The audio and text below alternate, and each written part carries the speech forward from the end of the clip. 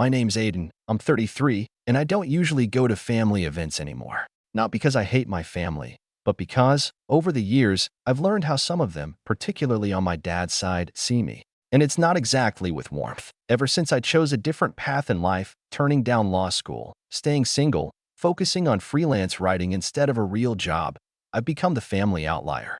The invisible one. The one people remember last when they're planning seating charts or sending out invites, if they remember me at all. Still, when I got the wedding invitation from my cousin Claire, something in me said I should go. Maybe I was being naive. Or maybe I was just curious. Curious to see if time had changed anything. Claire and I used to be close. When we were kids, she was the cousin I played hide-and-seek with at every barbecue, the one who'd sneak cupcakes with me before dinner, the one who once covered for me when I broke Aunt Meredith's ugly porcelain goose. But ever since her mom, Meredith, started climbing the social ladder in her mid-40s, through fundraisers, church events, and whatever small-town politics could offer, Claire changed too. More curated. More careful about who she associated with. And I, with my thrift store wardrobe and unglamorous job, didn't fit the new aesthetic. Still, the invitation came. Cream envelope. Gold leaf lettering. Aiden Whitmore is cordially invited. I almost didn't go. But then again, I'd skipped the last 5 family events. Maybe this one would be different. So I bought a new jacket, picked out a tasteful wedding gift, a framed antique map of the place Claire and her fiancé got engaged, and drove 2 hours to the venue, a renovated countryside barn that looked like something out of a Pinterest board. The first red flag came when I checked in at the welcome table. The girl at the front, probably a friend of the bride, scanned the chart, frowned, and said, "Oh, can I just double-check something?" She ducked behind the table and whispered something to another girl.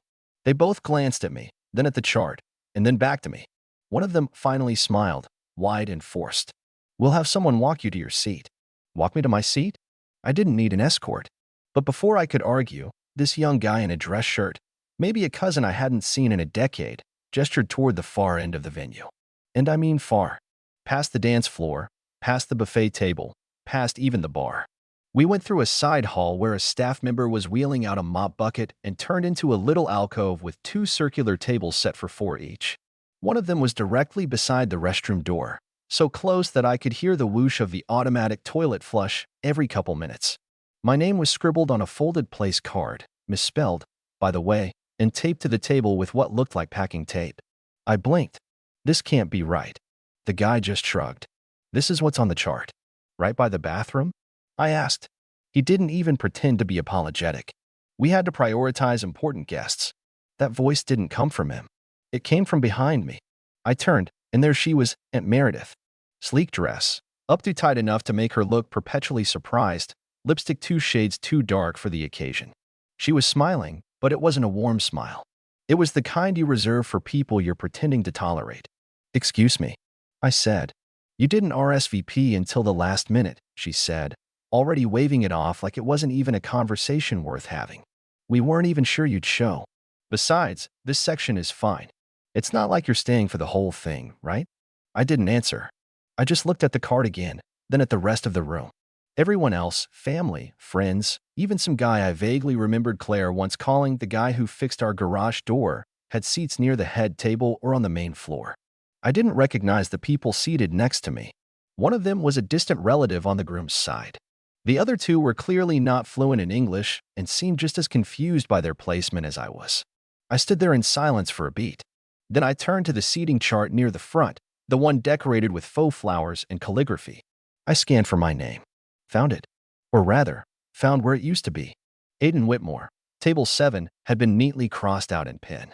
The ink still looked fresh. I took a photo of it. Just because. "Meredith," I said slowly, trying not to raise my voice. "Why was my name crossed off the seating chart?" She blinked, but only for a second. "Well, like I said, we assumed you weren't coming.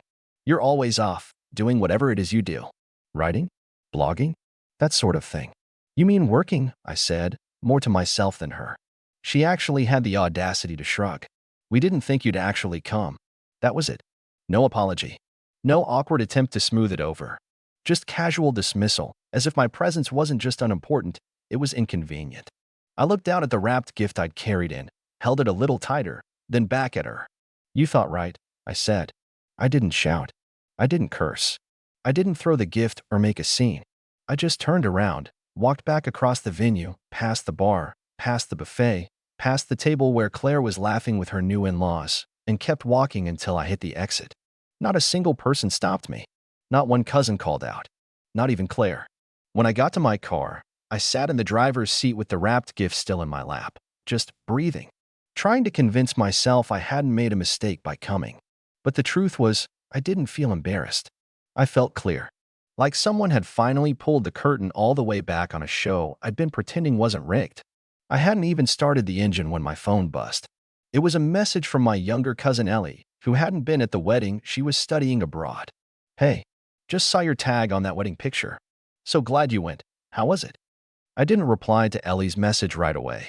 Instead, I stared at that photo under the wedding hashtag a while longer. Zoomed in. There I was, blurry and barely in frame, next to a bathroom door with a yellow out-of-order sign taped across it. Classy. I could practically hear Meredith's voice in my head. We had to prioritize important guests. A chill went through me, but not from embarrassment, more like clarity, like snapping awake from a long nap and finally seeing daylight. I thought about all the things I'd quietly done for this family over the years. The tech help. The free website edits for Uncle Jim's landscaping business. Ghostwriting my aunt's community column once when she panicked before a deadline. Editing Claire's grad school application essay at 2 a.m. when she couldn't figure out how to cut 300 words. Not one of them had said thank you. Not really. It was always assumed I had time, that I wasn't doing real work. And today just proved it, sidelined, literally, to a corner with a flush every 3 minutes. So I made a decision. Not in anger. Not even out of spite. I just stopped pretending. I drove home in silence. Didn't even turn the radio on. When I got home, I unwrapped the wedding gift. The antique map was beautiful, mounted in a mahogany frame with hand-calligraphed tags of the couple's names. It had taken me weeks to find it, weeks more to get it customized. I stared at it for a moment, then hung it in my hallway. The next day, I got a text from Claire. Not a thank you. Not even a sorry you got stuck in the back. Just, "Hey, did you end up leaving early? Thought we saw you come in." I didn't respond. 2 days later, another text. "We didn't get your gift, but maybe it's in the mail?" No pressure, LOL, still didn't respond. But the real fallout started a week later when Meredith called me directly, which she hadn't done in, 3 years? I let it ring to voicemail. Then she called again. I picked up the third time, out of curiosity more than anything. "Aiden," she said immediately, "we need to talk." I didn't say anything, just let her sit in the silence. "Well," she continued, her voice falsely cheerful, "Claire's trying to finalize thank you cards, and we noticed we didn't have your name on the gift list. There must have been a mix-up with the seating chart, but don't worry, we can fix it in the final draft." I exhaled slowly. "There wasn't a mix-up," I said flatly. Pause. "Excuse me. You crossed my name off the chart. I saw it. And you made sure I was sitting next to a restroom. You told me to my face that you didn't think I'd come." "Aiden," she said sharply, her warmth gone in an instant, "you're being overly sensitive. It was a wedding. Things get messy. We had to make adjustments. Honestly, it's not like you're even close with Claire anymore." I interrupted, until she started treating me like an obligation. There was another pause, this one longer.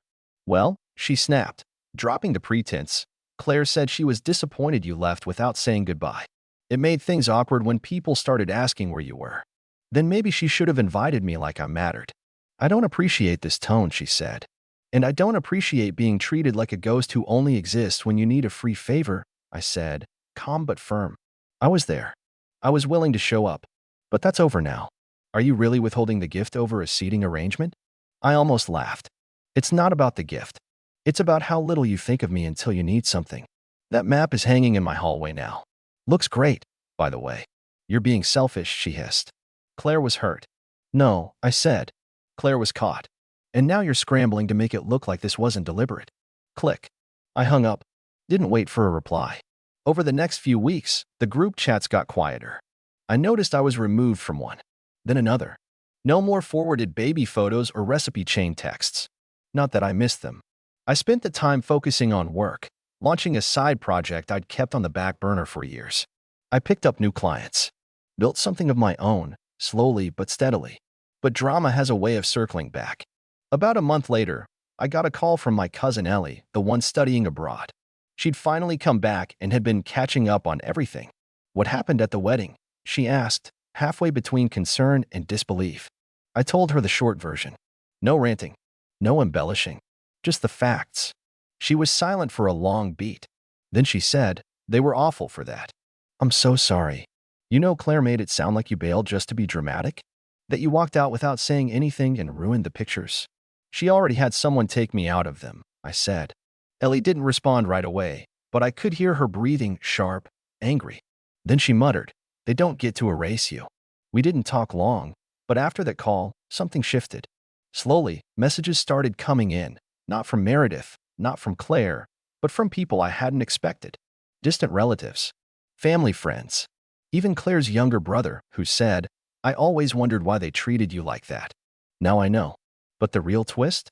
Last week, Meredith reached out again, this time by email. Long-winded, overly polite.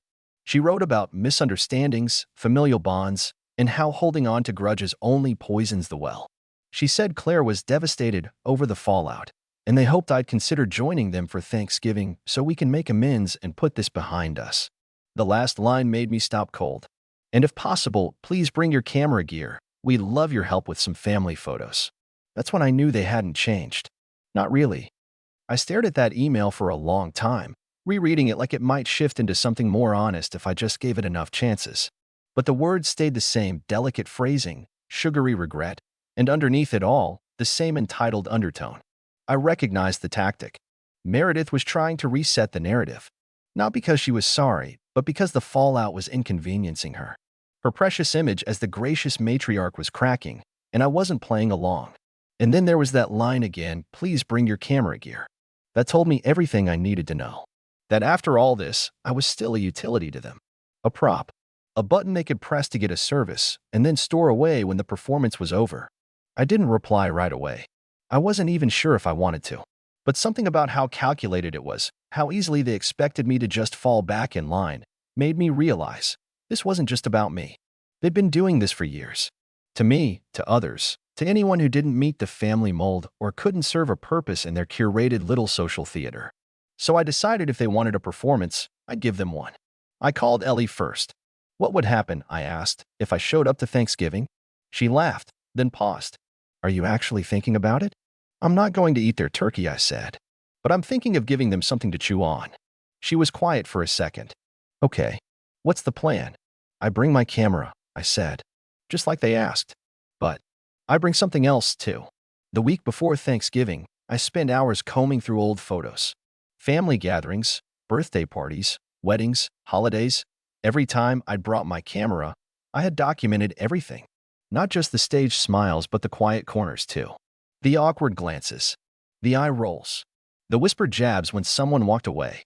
And most of all, the things they probably forgot I even captured. I compiled it all. A digital archive, carefully labeled and timestamped, all backed up 3 different ways. But I didn't stop there. I recorded voice memos. I took screenshots of old texts. I wrote a letter, not for them, but for me, detailing every little slight, every "you probably won't come," every "it's just a joke." Every time I swallowed disrespect and tried to keep peace because it was family. Then I made a slideshow. Not the kind you play before carving a turkey. This one had context, receipts, commentary, a beginning, middle, and end. And I didn't make it petty, I made it unavoidable. This wasn't revenge, not yet. It was exposure. Truth, packaged in the thing they valued most, presentation. When Thanksgiving finally came around, I loaded my car with my camera gear, just as requested, and drove to the same house I used to visit as a kid, back when Claire still liked cartoons and Aunt Meredith wasn't too good to serve her own guests. I arrived right on time. Meredith answered the door in a turtleneck and pearls, all smiles like nothing had happened. "Aiden, so glad you made it. We're just getting started." I held up my gear case, brought the camera. She touched my shoulder lightly, ushering me in like a guest of honor. "Perfect. We've been waiting for someone to take a big family shot in front of the fireplace." As I stepped into the foyer, I noticed something new. A printed seating chart for dinner, nothing fancy, just a sheet in a gold frame by the entry table. I glanced at it. My name was there this time. But instead of relief, I just felt amused. Like they thought that would fix it. The house was warm and filled with noise. Laughter. Clinking glasses. The smell of stuffing and honey-glazed ham. Claire caught my eye from across the room and gave me a half smile, half shame, half diplomacy. I nodded, but said nothing.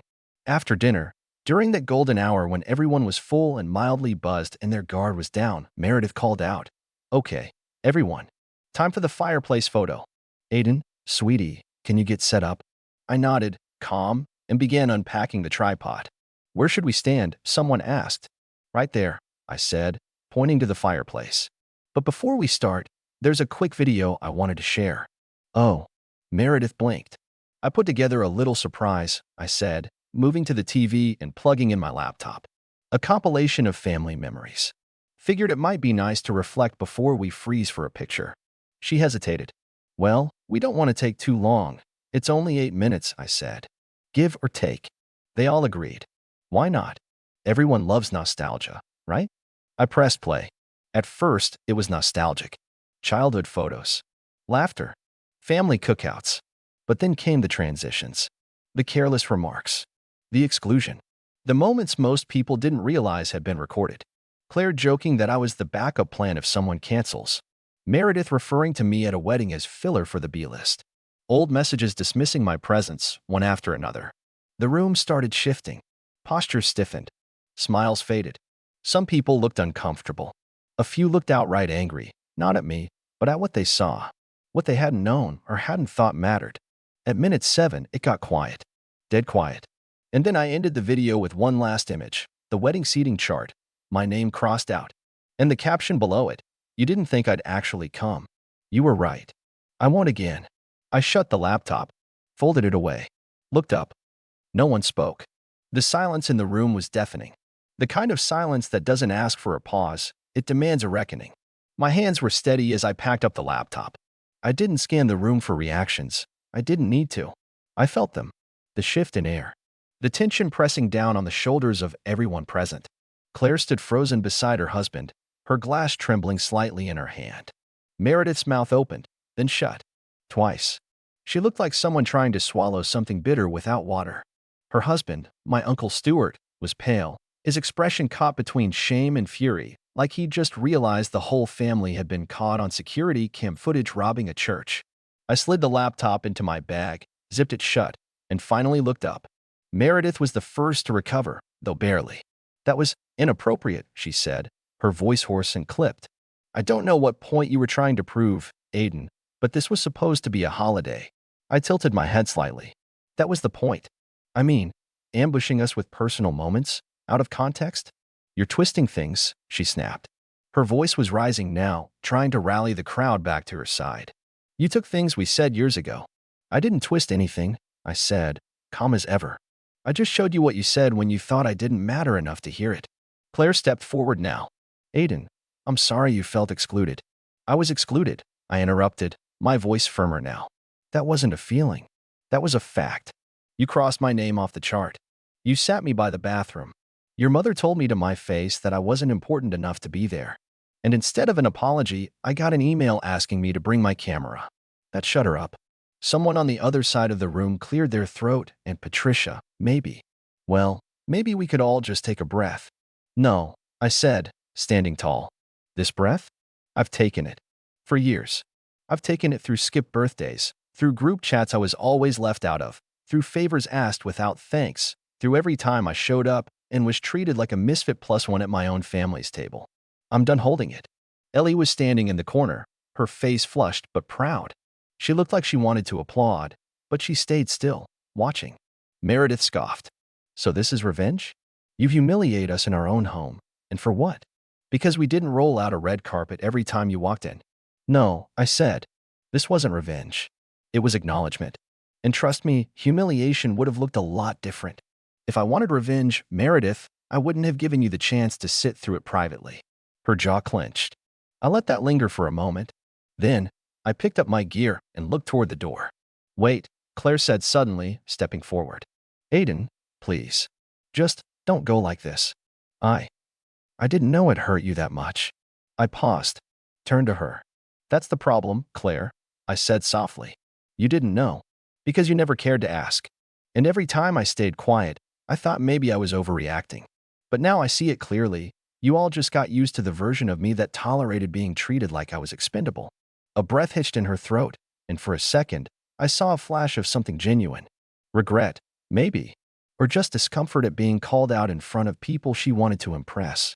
But it didn't change anything. I'm not coming to Christmas, I said. Or Easter. Or weddings. I'm not going to be the guy in the back row with the camera and the smile. I'm done being the footnote in a family that only remembers me when they need something. You had your chance. You burned it. With that, I turned and walked to the front door. I could feel the stairs burning into my back, but I didn't flinch. I opened the door, stepped into the crisp November air, and closed it behind me without another word. I didn't drive off immediately. I sat in the car for a bit, watching as the porch light flickered and shadows moved behind the curtains. I half expected someone to come after me, to stop me, but no one did. And that silence, too, told me everything I needed to know. I went home. Ellie texted me an hour later. That was legendary. I wish I had filmed their faces. I smiled, replied with a simple, they wanted a camera. I brought one. Weeks passed. Thanksgiving came and went. I wasn't tagged in any photos. I wasn't mentioned in the group chat, at least, not the one I was still in. Then, one by one, I noticed I was removed from those two. Quietly. No announcement. Just gone. And I didn't care. What surprised me, though, were the messages that did come in. A second cousin I hadn't spoken to in years reached out. Hey man. Just wanted to say I saw the video. Someone shared it. I felt the same way around them. Thanks for saying what I never could. A family friend messaged me privately. I wish I had your guts. They've treated my son like garbage for years because he's different. Thank you. Even Uncle Jim, of all people, the guy who once told me I'd regret not man ing up and going corporate, sent a 3-sentence email that ended with, I was wrong about you. You've got more spine than the lot of us. But the most surprising message of all came about a month later. From Claire. I've been thinking about what you said. A lot. I'm not proud of how I acted or how I let mom run everything. I just wanted to keep the peace. But maybe the peace wasn't worth keeping. I don't expect you to forgive me. But I'm sorry. I didn't reply for a long time. I thought about what forgiveness would mean, whether it was for her or for me. I didn't feel hatred toward her, not anymore. Just distance.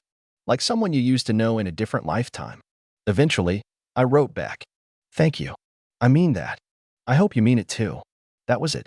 No reconciliation, no dramatic reunion. Just a quiet acknowledgement. The kind I'd been denied for years.